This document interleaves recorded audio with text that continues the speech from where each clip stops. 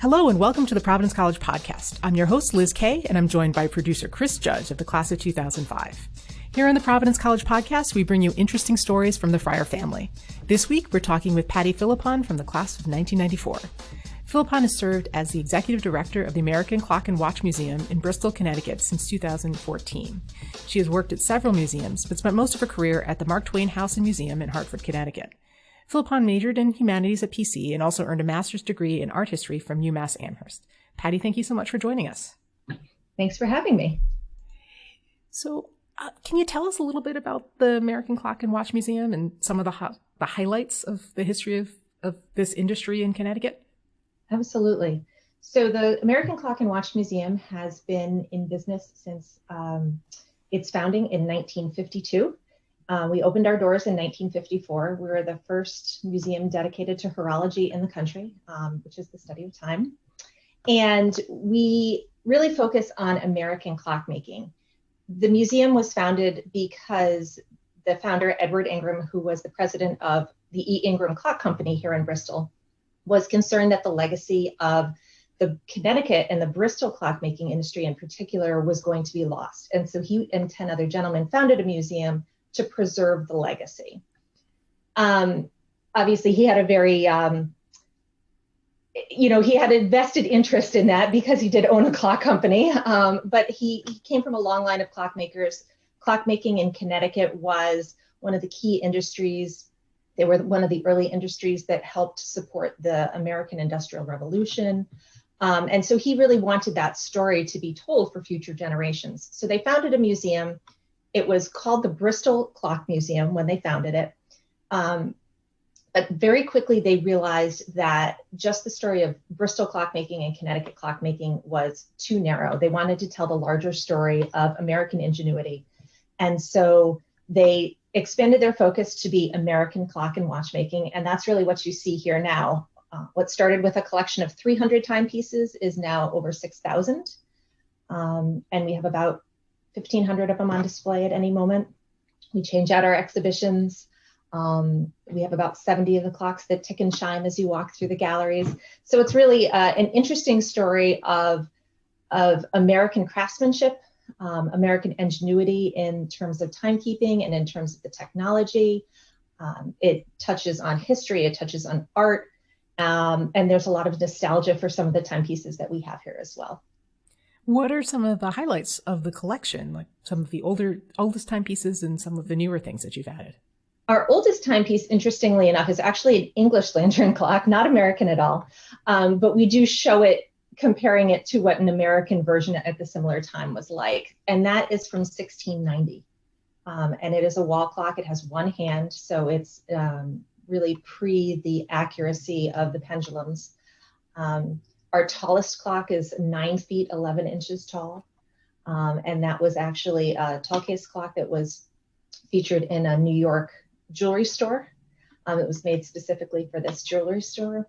We have early Mickey Mouse watches, which a lot of people love because a lot of people have fond memories of their first character watches and things like that. I know I had a Snow White watch when I was growing up, and so we have a little bit of everything. There's always something here that really strikes a chord with them, whether it's, we had a gentleman come in the other day whose grandfather worked on the railroad and he wanted to see our railroad watches, or timepieces that might be similar to, the teapot clock that their grandmother had in their kitchen or things like that. So there's always something fun to see. So I'm sure as the executive director of a small museum, you wear a lot of hats. Can you tell us about your role now and your path to this work in museums? Sure. I started actually working in museums. My first internships were when I was at PC.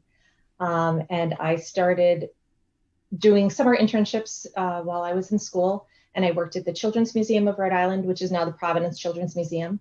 And I worked for them both in marketing and in education. And I really kind of fell in love with the museum culture and working in the museum culture. So I continued doing internships while I was in school. I interned at the Wadsworth Atheneum Museum of Art in Hartford, and then came to the Mark Twain House as my first paying museum job, and actually worked there twice throughout my career. As you said, we are a small museum here in Bristol. I'm the only full-time staff person. And we have a staff with 8 part-time and lots of volunteers. So we all wear a lot of different hats. Yeah, I was weeding the garden yesterday. So there you are, right? And it's garbage day today too. So but I'm really responsible for the fundraising, the promotion of the museum, getting the name out into the community. Although we have been here in Bristol since 1952, 1954. If I had a quarter for every person who said, oh, I've lived here all my life and I haven't been there, or, oh, the last time I was there was when I went on a 5th grade field trip, we would never have to fundraise again for the museum. So really getting our name out there, getting people interested in coming to the museum, because we have a very niche collection, which is quite a fabulous thing, actually, because it is different than any place you're going to go and see. But at the same time, you really have to kind of sell the collection and be like, it's going to be a lot of fun when you come in. There's really interesting things to see. There's interesting things to learn.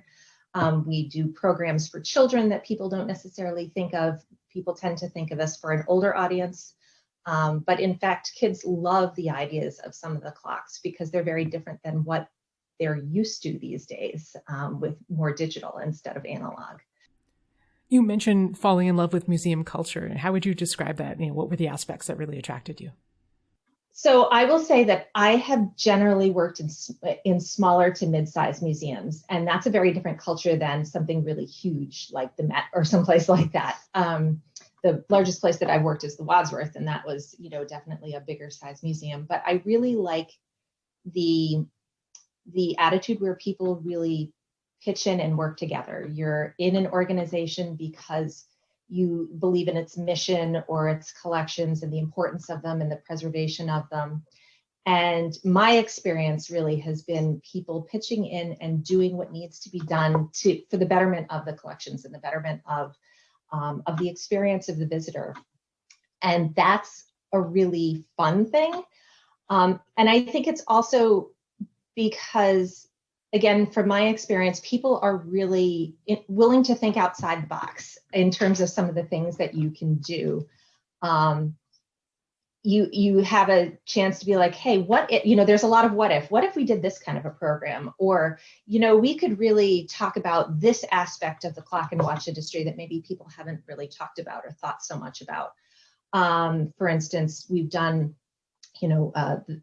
programs on women in the clock industry, and we can talk more about immigration now, and the immigrants who worked in the industry than has been done in the past. Obviously, it's something that everybody knew about, but there's more conversation about it, more research about it now. Hey, what if we did this kind of a program? Or, what if we talked about the scandals behind some of the clockmaking industries and things like that? And I really like that possibility of doing something different, And I imagine you had to do things very differently in the last year and a half, given the struggles that lots of nonprofits had during the pandemic. How was the last year for your organization, and what did you do differently when in-person wasn't an option? Yeah, it was interesting. It was very interesting. In March of 2020, mid-March of 2020, the state of Connecticut closed. And so the museum obviously closed as well. I remember earlier in the week, a couple places would start closing. The state hadn't officially closed. Well, maybe we'll think about closing. And then one day it was like, oh, we're not going to be open tomorrow. And we really thought that it was only going to be a short period of time. We changed the website and our social media pages and things like that to say we're going to be closed for the next 2 weeks, because we really thought we were going to be open as of April 1st, which obviously didn't happen. We were closed for 4 months. And that's actually a lot shorter than many places were able to close. That was one of the nice things about having a small museum, small staff, is that when we were able to open again, we were able to social distance a lot easier in some areas, start people when they could come into different galleries and things like that. That being said, we had to make a lot of changes because for time people couldn't come in, or even after they could come in, there was a lot of states you had to quarantine from, so we didn't have a lot of visitors. We had to do a lot more virtual and digital production than we've ever had to do before. And I have to give my staff incredible kudos and credit because they really pivoted and learned new skills, and that, hey, what if we could do it this way attitude was amazing. They really just pulled together and figured out ways to get us out there. And we learned video production, which we've never done before. Some virtual programs. We took our collections online in different ways where we would highlight aspects of our collections. We took part in things like the state of Connecticut has a Connecticut Open House Day every June, and it was a virtual open house day. So we did a virtual open house day for the museum in different ways, highlighting things that in a normal year that you would have seen if you had come in, but since you couldn't, here it was. And then we even had our major fundraiser of the year, which is called Wine, Women, and Watches. Men are invited, but it doesn't go with the alliteration, so we stick with Wine, Women, and Watches. We did a virtual, a live stream production of that, which was fabulous because it really welcomed a lot more people virtually into the museum than even the in-person program could be. So I actually have to say that, not that I'd ever want to go through a pandemic like that again, but in some ways it was wonderful because we were able to reach a wider audience with our virtual contacts and virtual programs than we were in terms of the in-person. So we will continue and are continuing to do more of that even. Because our membership and our donor base is throughout the country. We get visitors from all across the country. So this is a good way for us to continue to have that contact with people, even though they may or may not be able to come and visit in person. Yeah, they may not live close by, but they're still active supporters. Yeah, we have members in California and in Texas, and if they come once or twice in the run of their contact with the museum, that's amazing. And some people will never come at all, and they just support the mission of the museum. They are interested in the collections. They're interested in what we do in terms of research and programmatic pieces. So having a virtual component is something that it's not the way we wanted to have it, but or to start it up, but it's something that we'll definitely continue on doing. So it kind of forced you to exercise some muscles and do some things and test things out. And yeah, it also made us realize that we needed to upgrade some of our technology in a really big way. So we've been working on that and been working on upgrading our website presence and things like that. So it's been an interesting year for us. You alluded to this earlier, but I'm really intrigued by the fact that, these days, so many of our electronic devices have built-in clocks, and clocks are kind of like the concept of time is built into so many of the things that just surround us. But in my own personal life, I still look at a wall clock. I still have a wristwatch. I'm just curious how you think these electronic devices have changed our relationships with clocks and watches. Well, it's definitely, it's something that I think it's both been good and bad. We have, with the electronic devices, always having them on us and things like that, I think are in some ways more beholden to the clock than we ever have been, because you can't get away from it. You can't be like, oh, I was in a room that didn't have a clock on it, because you've got your phone, you've got your watch, you've got all of these sorts of things that are all linked up together, so you have no excuse to be late. So you always know specifically exactly what time it is. And I mean, that's not always been the case. We did an exhibit a couple of years ago talking about the changes in the relationships of working when you had punch clocks and things like that, because you were then beholden to somebody else's schedule of having to punch in at a certain time in the morning and work a certain amount of hours, rather than working your own time. And I think that that's a concept that a lot of people don't really realize when they come into the museum, because we're so used to knowing nowadays not only what time it is, but really exactly what time it is, down to the second or even a fraction of a second. People don't think about the time that people didn't know that, where you might have told time, your clock might have had one hand, And it was more like ish time. It's kind of between, 1 and 5 after, quarter after even, or that people used to work in a way that you could do your own piecework and you were paid by the piece as opposed to paid by the hour. And how the idea of factories and people coming into work at factories meant that you had to work for somebody else's on somebody else's schedule. That's a foreign concept to a lot of people. So it's interesting for people when they come into the museum to think that way. Kids in particular don't think that way, first of all, because most of the time they don't have a concept of having to punch in or start work at a certain time, although you have to start school at a certain time and you can make those parallels. Your classes are a certain amount of time and things like that. But I think also the focus on digital technology in terms of your digital watches and your phones and things like that also have given people a sense of nostalgia for the more traditional timepieces. The amount of people who come in who lament the fact that their kids haven't yet learned how to read an analog clock. And really, one of the things that we sell most in our gift shop are the books that teach kids how to tell time, because parents still feel that that's an important skill for their kids to know and to learn how to do.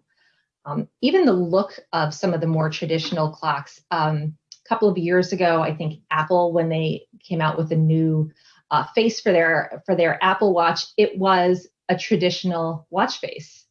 It wasn't a digital, it was an analog watch face. And it's that sense of nostalgia for the functionality of the more traditional clocks and watches. I think that is a direct offspring of some of this, more modern technology. It's so interesting to think that people are like harkening back to that. I mean, you hear about watch collectors who have these incredibly expensive collections, full of like Rolexes and even brands that I'm not really familiar with, but, just really high-end watches. And it sounds like there might be a lot of factors driving that, but sort of that nostalgia for a different time. Absolutely. And watch collecting is becoming more popular, I would say, in some ways. There was a period of time where clock collecting was really big. That is not as much anymore, although there are still groups of people who definitely collect clocks, but we hear a lot more about watch collectors. And in some ways, it's really, if you think about men who collect watches, it's kind of like more men's jewelry, right? Women may wear different kinds of jewelry, but watches are really kind of a statement piece, I should say, for men.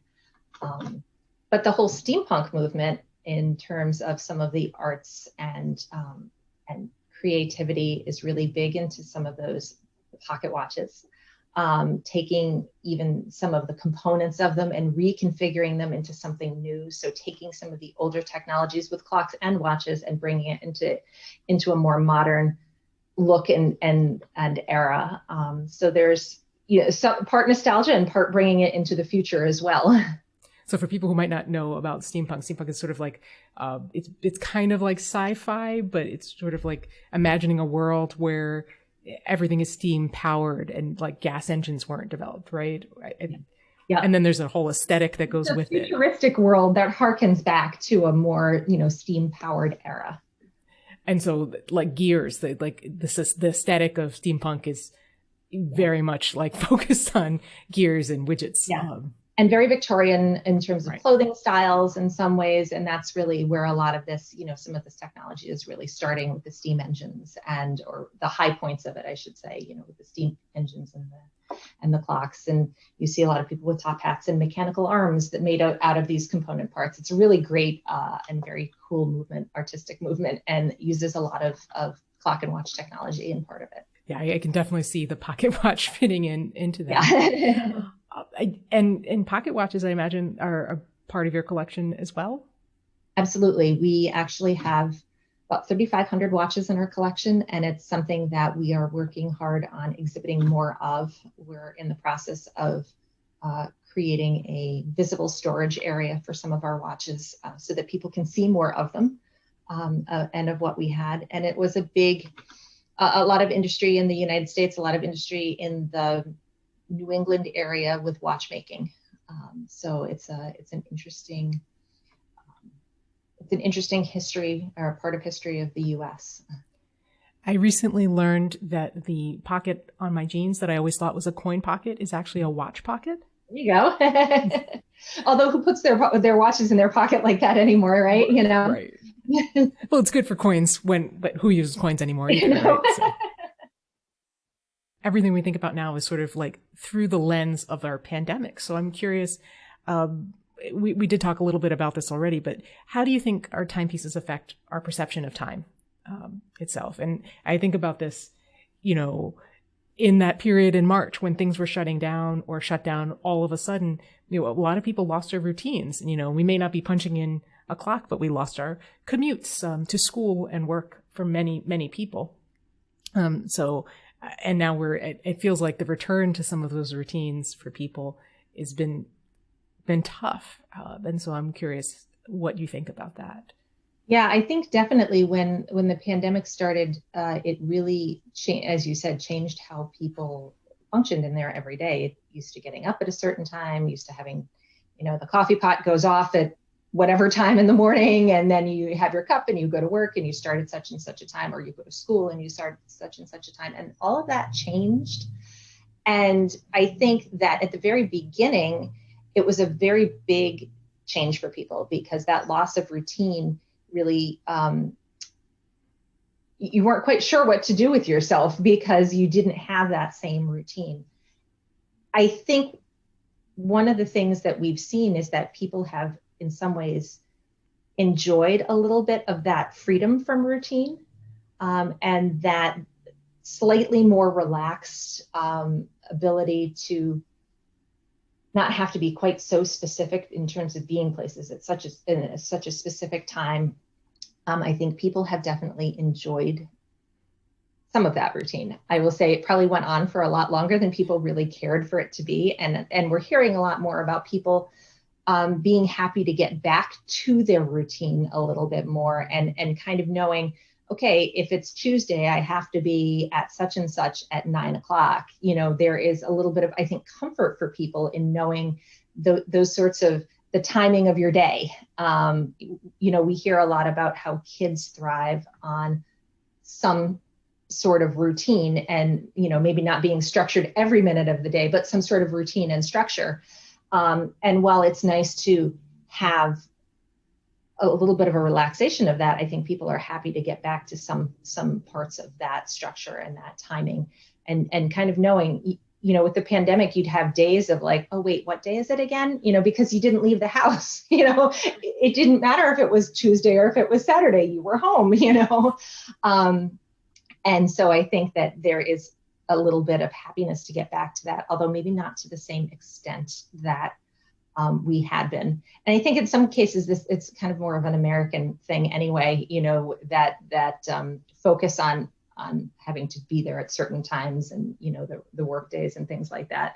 You hear a lot more about in Europe and things like that, people having 4 months off and not ever looking at your, not even checking your emails when you're away and stuff like that. So I think the being beholden to the clock is maybe somewhat of an American construct. Thinking about some of the questions you get from visitors to the museum, I'm curious, what are some of your, like the questions that have stood out from children or any other visitors that surprised you or really made you think? We get a lot of questions, from kids about, we get questions from kids about how to tell time, definitely, because they're not that used to it. The idea of how do you tell time? How did they tell time before clocks and watches? That's something that kids ask a lot. And we do some programs, and we actually have one of the things we developed during the pandemic was kind of a museum to go program for kids that looked at ancient ways of telling time. So sand glasses and hourglasses and clepsydras. So kids don't really have an understanding of the fact that there was a pre-clock method of telling time, and how does that work? They're always fascinated by the oldest clocks in the museum because the idea of something being created in 1690 that still functions today is, again, it's crazy to them because that's, such an old piece, and for it to still work is interesting to them. So we get a lot of questions about what's your favorite timepiece, all of those kinds of things people want to know. And I think that's one of the things about clocks and watches that are really great is there's a personal connection. So people want to know what's your favorite piece because they want to know what's your connection. They want to say, well, this is my favorite because we've started doing something through our social media called First Friday Favorites. So the first Friday of the month, we ask people associated with the museum or visitors what their favorite timepiece is or their favorite object actually is in the museum and why. Because people really enjoy those stories about, because it's different for everyone. So they want to know what strikes a chord with you, Kind of like staff picks at the bookstore, right?